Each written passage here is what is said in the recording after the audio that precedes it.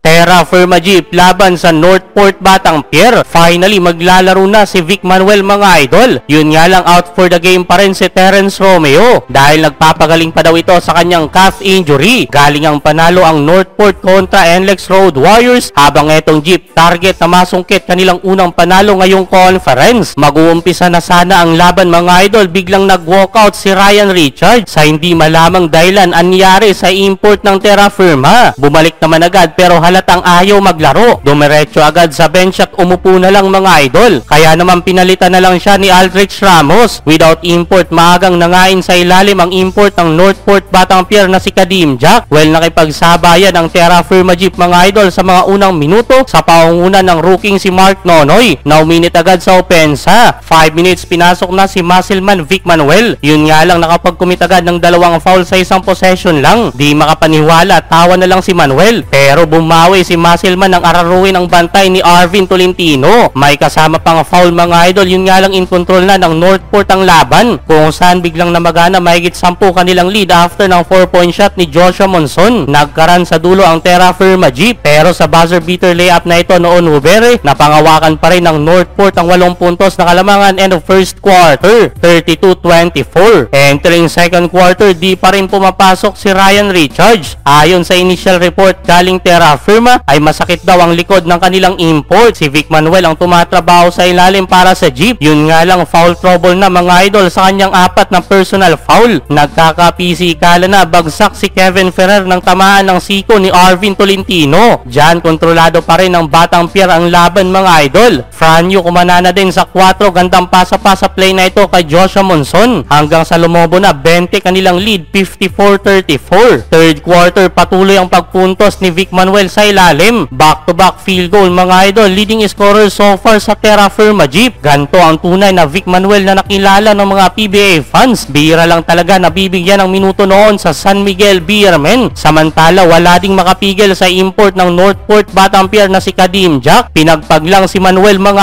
idol. Kontrolado pa rin ng Northport ang laban. Biglang init na din si Evan Nelly sa kanyang 5 straight points, including etong long 3-pointer. Tinatamad na magdepensa si Stanley Pringle. 85-69 end of third quarter. Fourth quarter mga idol, na maintain ng Northport Batangpier kanilang kalamangan. Sa dulo, nakuha nila kanilang pangalawang panalo kontra nga dito sa Terra Firma Jeep.